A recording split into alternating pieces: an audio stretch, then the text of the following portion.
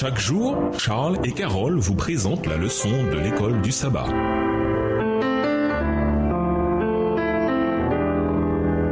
Bienvenue dans votre émission. Dieu nous parle. Nous voilà à la leçon 8. Jésus enseigne les disciples, deuxième partie. Étude de la semaine, Marc 10, Genèse 1, verset 27, Genèse 2, verset 24, Galates 4, verset 1 et 2, Romains 6, verset 1 à 11 et Ésaïe 11, verset 1 à 16. Verset à mémoriser, car le Fils de l'homme n'est pas venu pour être servi, mais pour servir et donner sa vie en rançon pour une multitude. Marc 10, verset 45. Cette semaine traite de Marc 10 et complète la partie dans laquelle Jésus enseigne ses disciples en vue de la croix. La moitié du chapitre environ est consacrée aux disciples eux-mêmes et le reste aux questions importantes pour le discipulat, mais sous l'angle de ceux qui interagissent avec Jésus. Les pharisiens viennent se disputer avec lui au sujet du divorce. Des parents amènent leurs enfants à Jésus pour qu'il les bénisse. Un homme riche pose une question sur la vie éternelle et un aveugle demande à recouvrer la vue. Ce chapitre de Marc donne des enseignements importants sur ce que signifie suivre Jésus, en particulier en lien avec la vie ici et maintenant, le mariage, les enfants, notre rapport aux richesses, ainsi que la récompense et le prix à payer quand on le suit. Pour conclure, il y a la guérison d'un deuxième aveugle. Marc 10, les versets 46 à 52, comparé avec Marc 8, les versets 22 à 26, qui fait office de serre-livre pour conclure cette partie. Marc 8, le verset 22 à Marc 10, le verset 52, est d'illustration magnifique à la fois du gain et du prix à payer quand on est son disciple. Ensemble, ces leçons préparent celui qui veut suivre Jésus, qu'il s'agisse d'un disciple il y a 2000 ans ou bien d'un disciple du 21e siècle, aux difficultés qui accompagnent le discipulat. Au revoir et à demain si Dieu veut.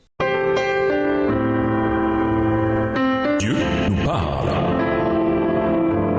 Chaque jour, Charles et Carole vous présentent la leçon de l'école du sabbat.